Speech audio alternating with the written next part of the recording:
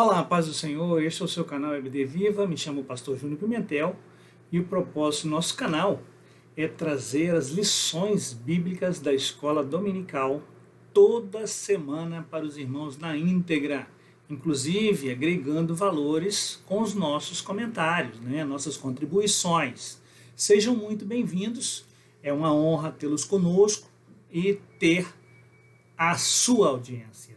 Aviva o Senhor a tua obra no meio dos anos faze-a conhecida. Abacuque 3, 2b.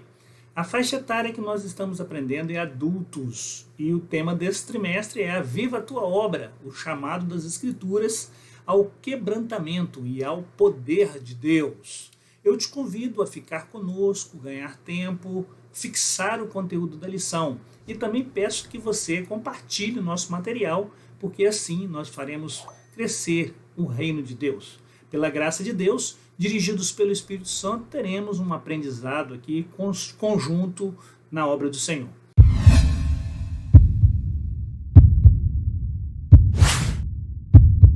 Esta é uma importante lição. É a quarta lição do primeiro trimestre de 2023 e o título é O Ministério Avivado de Jesus. O texto áureo diz assim: Então, pela virtude do Espírito, voltou Jesus para a Galileia, e a sua fama correu por todas as terras em derredor. Está registrado em Lucas 4,14. O Salvador iniciou seu ministério terreno na Galileia e realizou o seu primeiro milagre em uma festa de casamento. Está registrado em João 2, versículos de 1 a 12. Jesus ensinou, pregou, curou os enfermos, libertou os oprimidos pelo inimigo e logo a sua fama correu por todas as terras em derredor, como lemos aí, A notícia viralizou sem o advento da internet. Ela foi rapidamente propagada em todas as pairagens e ouvidas por todos. Verdade prática. O alcance espiritual da vida de um crente avivado revela a extraordinária atuação do Espírito Santo. Nós precisamos refletir o que Jesus foi na terra. Teve um ministério límpido, transparente, eficiente, eficaz, forte, bem-sucedido. Sabemos que tudo o que ele realizou foi pela virtude do Espírito Santo. Ele mudou a vida da humanidade. Na plenitude no tempo, Jesus, Filho de Deus, nasceu, cresceu, viveu aqui, morreu, ressuscitou e está à destra de Deus intercedendo por nós, deixando-nos um legado por meio de um ministério avivado e vitorioso, porque na sua mensagem era proclamada sobre a autoridade do Espírito Santo. Leitura bíblica em classe está registrada hoje no livro de Lucas, capítulo 4, versículos 14 a 22. Vamos lá? Então, pela virtude do Espírito, voltou Jesus para a Galileia, e a sua fama correu por todas as terras em derredor. E ensinava nas suas sinagogas, e por todos era louvado. E, chegando a Nazaré, onde fora criado, entrou num dia de sábado, segundo o seu costume, na sinagoga, e levantou-se para ler a Bíblia, E foi-lhe dado o livro do profeta Isaías.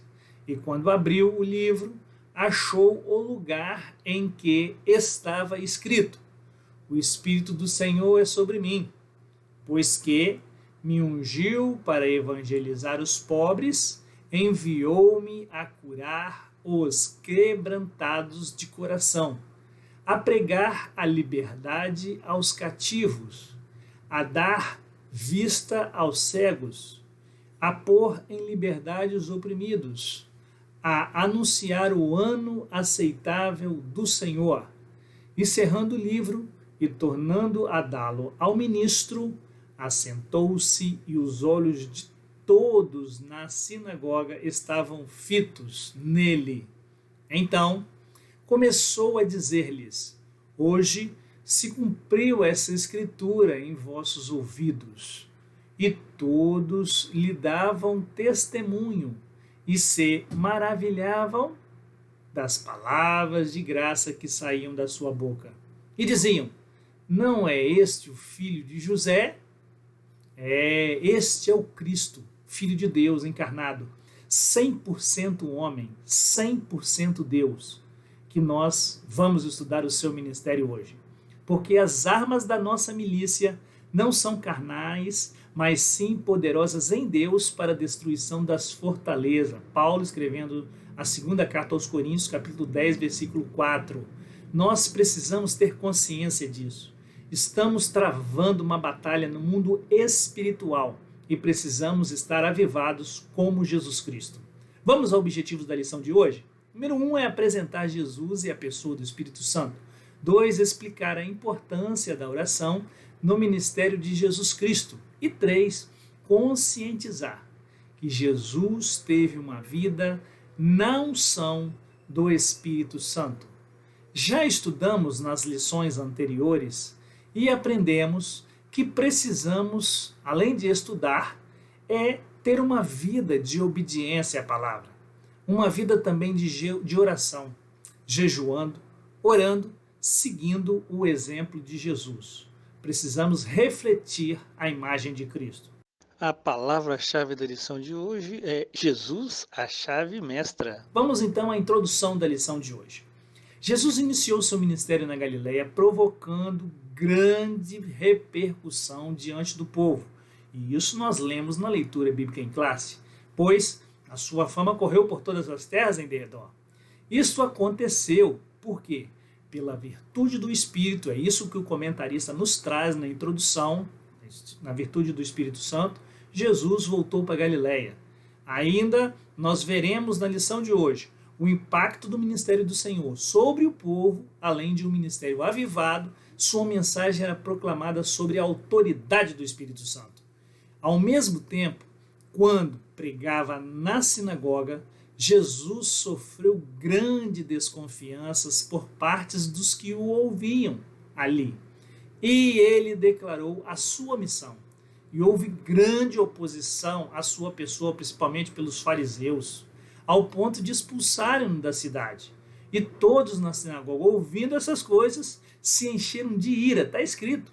E levantando-se, o expulsaram da cidade e o levaram até o cume do monte em que a cidade deles estava edificada, para dali o precipitarem. Num sábado na sinagoga, lendo o profeta Isaías, ele disse que o Espírito do Senhor é sobre mim, e pois me ungiu para evangelizar os pobres e enviou-me a curar os quebrantados de coração. É isso que nós vemos na leitura bíblica em classe da lição de hoje. E os sinais o acompanharam, cegos viam, oprimidos eram libertos, e ele anunciava o ano aceitável do Senhor.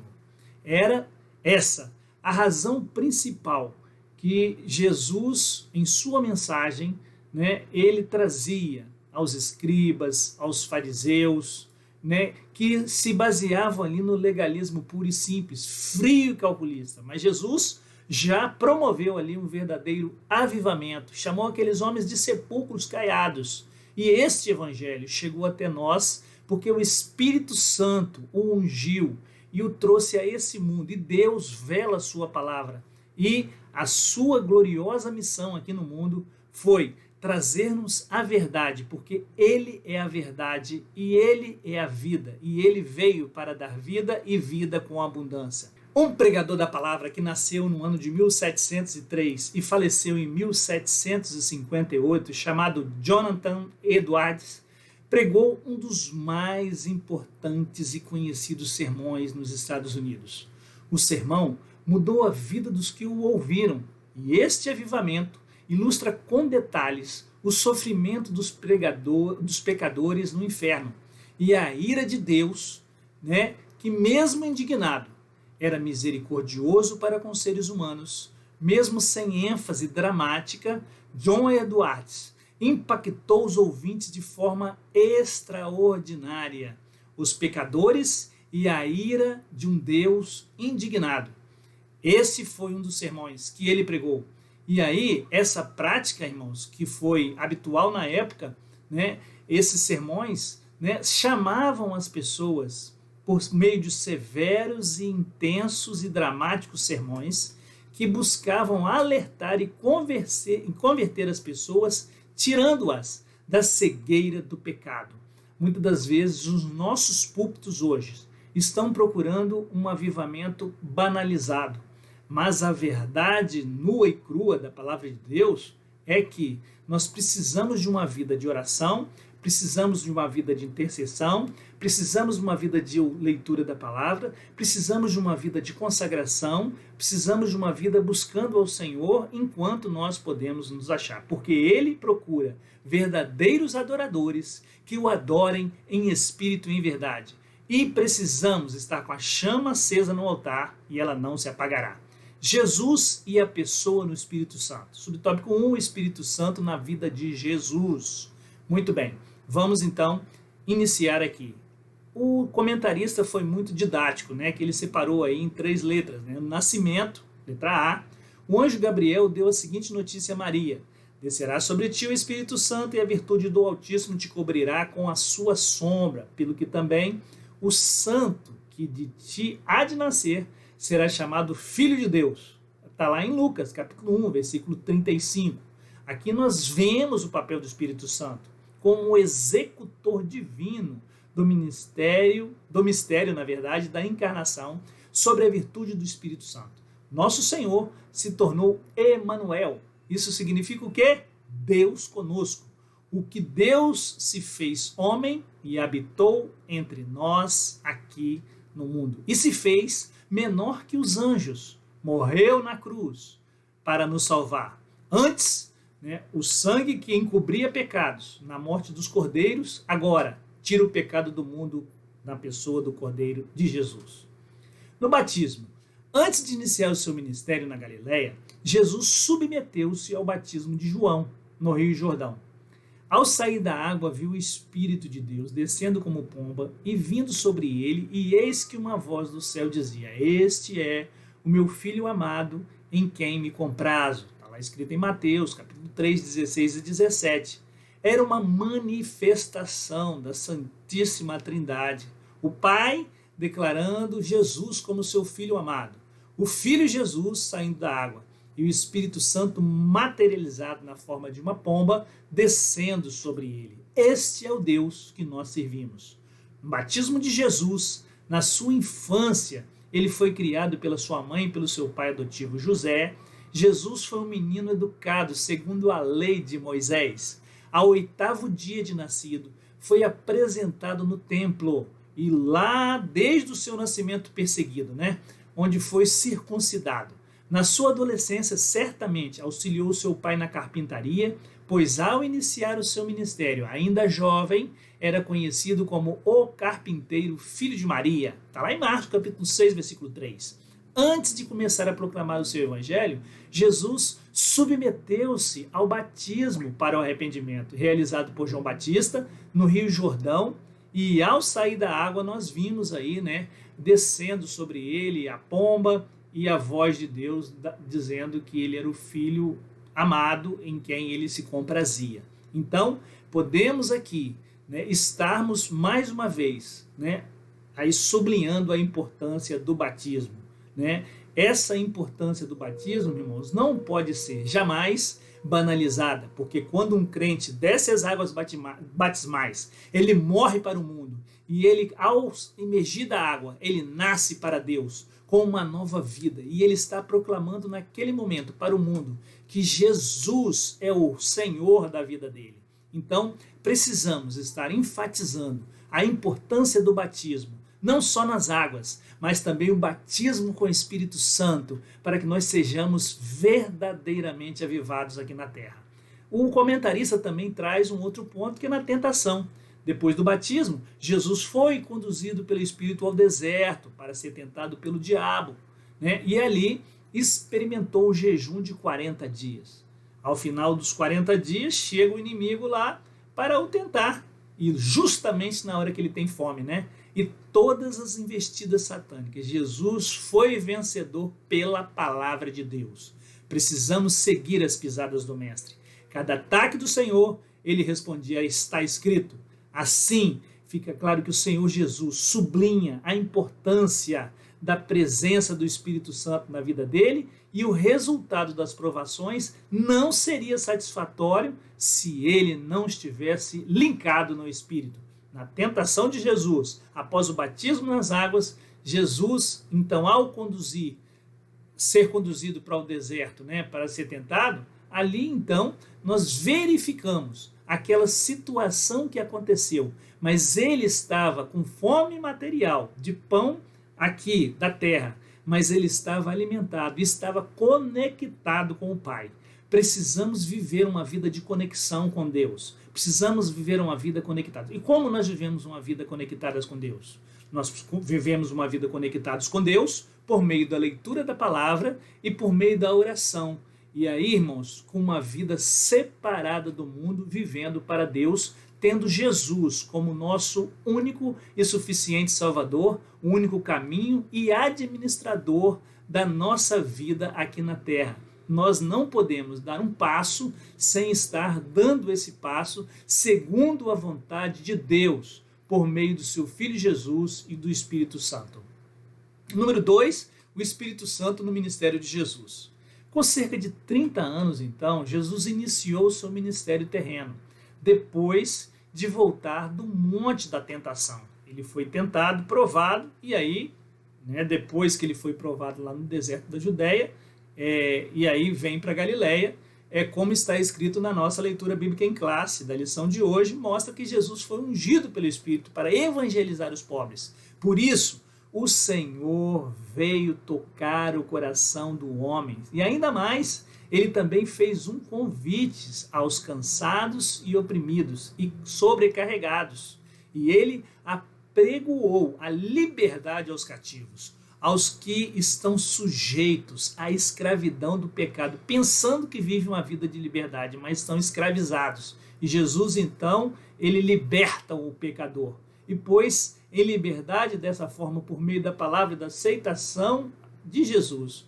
Aceitando a Jesus, o Espírito Santo, então, vive em nós. O ministério de Jesus teve início debaixo da unção do Espírito Santo. Era e é uma condição indispensável para nós também.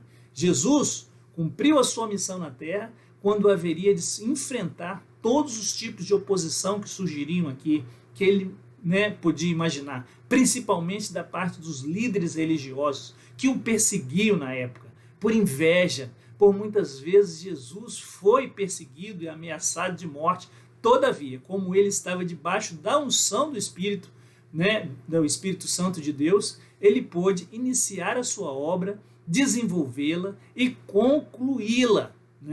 E depois do batismo e da tentação, ele declarou: o Espírito do Senhor é sobre mim, pois me ungiu para evangelizar os pobres. Mais uma vez enfatizamos isso daí. Enviou-me a curar os quebrantados de coração e a pregoar a liberdade, então, aos cativos, dar vista aos cegos.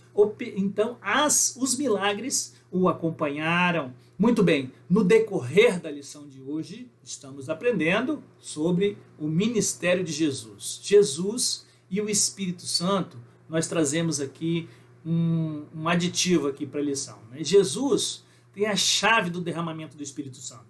Depois de levar em efeito a redenção mediante a cruz e a ressurreição, Jesus subiu ao céu e de lá, juntamente com o Pai, ele derramou e continua derramando o Espírito Santo sobre nossas vidas. E isso se cumpriu em Atos capítulo 2, quando a profecia de Joel, que está lá em Joel capítulo 2, foi cumprida lá em Atos 2.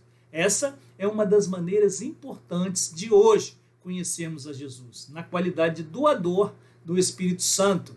Ele nos deu o Espírito Santo. Ele falou que estava subindo ao céu, mas ia deixar um outro consolador. Uma perspectiva aí, que nós podemos viver, e estarmos fortalecidos para suportarmos as tentações. E sinopse 1, o Espírito Santo teve uma participação ativa na vida e no ministério de Jesus. Jesus é a oração do seu ministério. O valor da oração que o comentarista nos traz agora. A oração do Pai Nosso aparece em duas versões. Uma, ela aparece em Mateus, capítulo 6, versículos de 9 a 13, e outra em Lucas, capítulo 11, versículos de 2 a 4. Em Mateus, encontra-se dentro do Sermão do Monte. Ali, a oração do Pai Nosso não cumpre mera orientação litúrgica. Não, absolutamente. Ela revela o coroamento de um estilo de vida, sem hipocrisia, sem exibicionismo religioso, né? É isso aí. E dessa forma, uma pessoa avivada se dirige a Deus como Pai Nosso. Santificado seja o teu nome. O nome que tem que ser santificado é o nome de Deus. E deseja o seu reino, anela viver a vontade de Deus a cada dia e está na dependência do Pai. Dá-nos o pão nosso e confessa os pecados, pede perdão. Ela suplica por proteção a Deus e finalmente ele sabe que o reino, o poder e a glória para sempre é de Deus. Essa oração revela uma vida humilde, quebrantada diante de Deus. Nós aprendemos então que Jesus, após ele revelar vários ensinos para os seus seguidores, incluiu como orar e disse que eles não deveriam orar como os hipócritas, que oravam em pé nas sinagogas e nas esquinas das ruas para serem vistos pelos homens. Não, absolutamente. Jesus deu orientações sobre como se deve orar. Inclusive, em outro trecho, tá? Entra no seu quarto, fecha a tua porta, de uma forma didática, ele ensina aqui também na oração do Pai Nosso, como fazer essa oração individual. Ele orientou também sobre a discrição na oração e o Senhor, Deus, não se imprensava com exibições de santidade na oração. Mas tu, quando orares, entra no seu aposento e fecha a tua porta. Ora ao teu Pai que o vê que está em oculto, e o teu Pai que o vê o que está em oculto te recompensará. Está lá no versículo 6,6.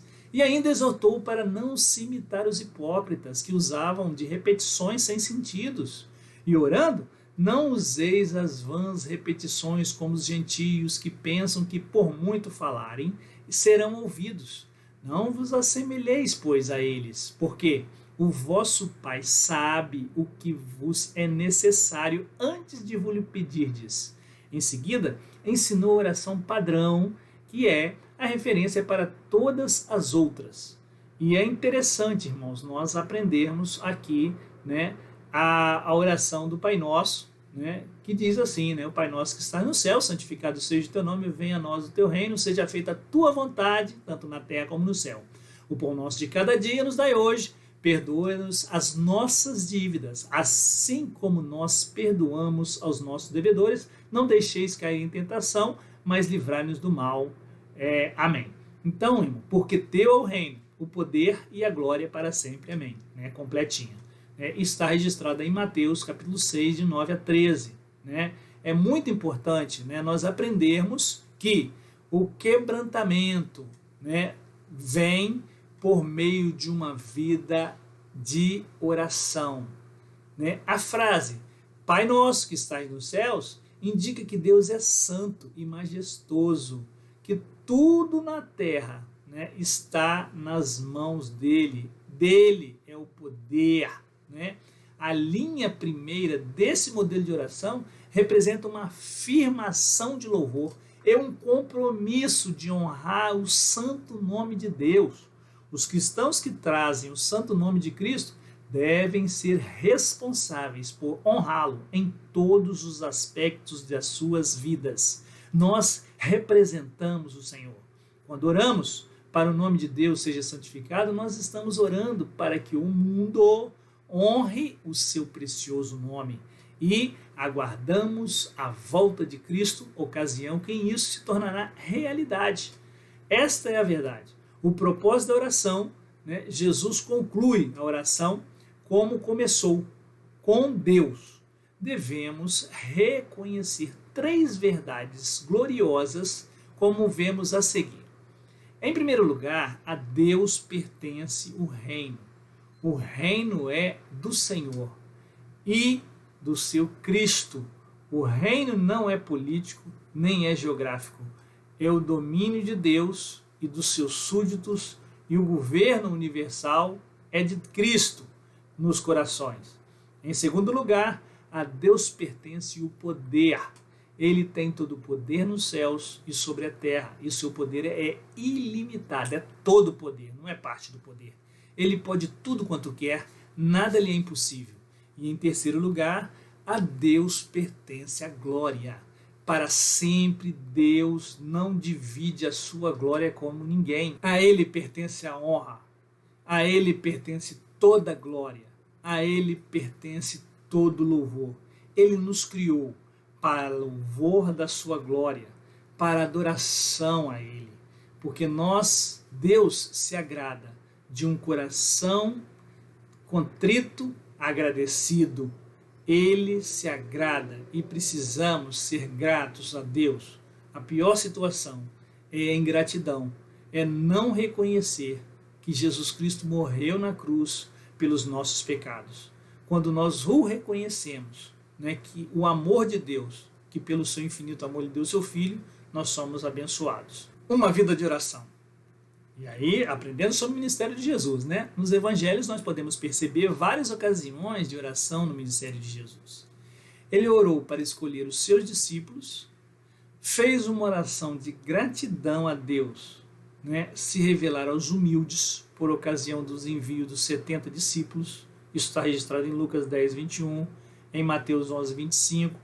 E aí, o que nós aprendemos com Jesus? A importância de uma vida de oração. Pois mesmo sendo Deus, na condição humana, nosso Senhor buscava comunhão com o Pai por meio da oração. Jesus deixou o tempo todo o exemplo para nós. Além disso, a sua vida de oração lá no Getsemane, também nos ensina que a vontade do Pai sempre é melhor. E nós precisamos aprender e sublinhar isso. A quem o Senhor se dirigia em suas orações? O registro é claríssimo. Por 18 vezes os evangelhos nos dão conta que Jesus dirigiu suas orações ao Pai Celestial. Em 5 delas, ele incluiu um termo ou expressão descritiva a respeito deste Pai. Ele é sempre ao Pai que Jesus ora. Não há menor indício de qualquer outro ser quem as suas orações fossem dirigidas. Ó Pai, Senhor dos céus e da terra.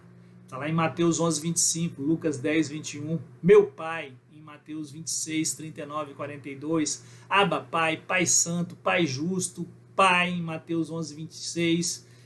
Nós temos diversas citações aí nos evangelhos. Atendendo à petição dos discípulos que queriam saber como orar, Jesus então os instruiu a começar do modo que nós vimos, o Pai Nosso que estás no céu. Quando disse meu Pai, Jesus não estava falando consigo mesmo, nem se dirigindo a outra entidade que não aquele a quem os seus lábios evocara. Sinopse 2, a oração teve um papel importante no ministério terreno de Jesus. É isso que nós aprendemos, é isso que nós devemos, neste domingo, estar ensinando nas nossas escolas bíblicas dominicais no Brasil e fora dele. Precisamos enfatizar a importância. Como estão os cultos de oração na sua igreja? Está bem sucedido? Está bem concorrido? Na lição de mestre nós temos aí uma questão interessante. Por que Jesus precisou aí orar, Enquanto ele esteve aqui na terra, Jesus não era somente Deus, não. Era um Deus homem. Na posição de Deus, ele não precisava orar. Exceto para manter aquela comunhão e companheirismo próprios da deidade, porque os três são um. Mas, na qualidade de homem, estando revestido de um corpo humano, sendo descendente legítimo de Abraão, a oração era tão essencial a ele como fora de Abraão e os seus descendentes. Jesus era 100% Deus e 100% homem, A oração destacou-se em cada aspecto e cada fase da vida do ministério de Jesus. A Bíblia cita numerosos exemplos de oração durante o curto período de 3 anos e meio do seu ministério. Jesus, ele orou o tempo todo. Há evidências que a oração era a própria respiração da vida de Jesus. O Salvador vivia uma vida disciplinada. Os evangelhos registram determinados hábitos que ele fazia questão de cultivar. Um deles era frequentar regularmente a sinagoga aos sábados, o que naturalmente incluía um período de oração.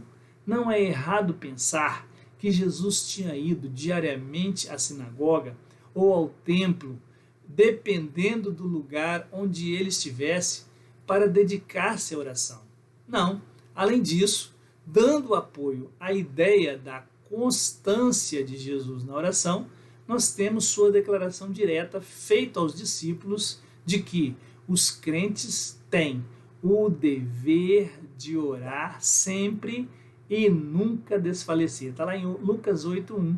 Né? Nós temos esse subsídio aí na revista do Mestre, que nos ajuda aí, né, a enfatizar a importância da oração e destacada, com certeza, no ministério de Jesus. Jesus deixa-nos um exemplo. Ele é, a Bíblia diz, o único caminho que nos conduz à salvação. O tópico 3, uma vida na unção do Espírito Santo. Com unção, nos referimos a uma vida de serviço sobre a confirmação do Espírito Santo. A semelhança da atuação do Espírito no ministério de Jesus. Subtópico 1, a unção do Espírito na vida do obreiro. Agora, nós vamos destacar na vida do obreiro. O obreiro tem muitas atribuições na obra do Senhor. Ele exerce a liderança administrativa, a atividade do ensino e alguns até mesmo da música cristã.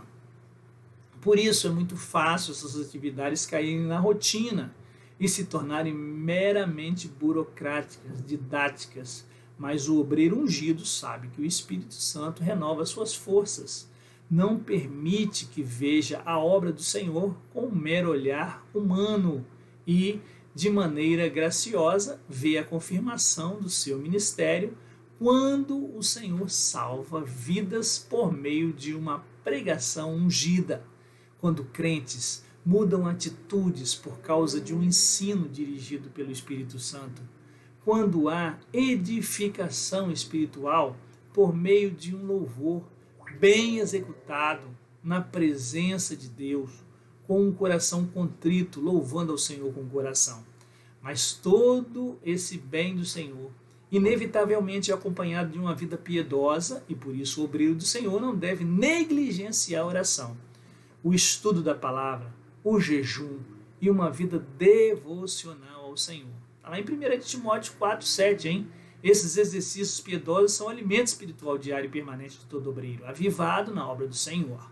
Isso é o legado que o apóstolo Paulo deixou lá para Timóteo. Leiam lá o livro de Timóteo, que é muito interessante para nós. Porque derramarei águas sobre o sedento e rios sobre a terra seca, e derramarei o meu espírito sobre toda a posteridade, e a minha bênção sobre os teus descendentes. Isaías 44:3. E há de ser que depois derramarei o meu espírito sobre toda a carne, e os vossos filhos e as vossas filhas profetizarão, e os vossos velhos terão sonhos, os vossos jovens terão visões, e também sobre os servos e as suas servas naquele dia derramarei o meu espírito. Lá em Joel capítulo 2, versículos 28 e 29.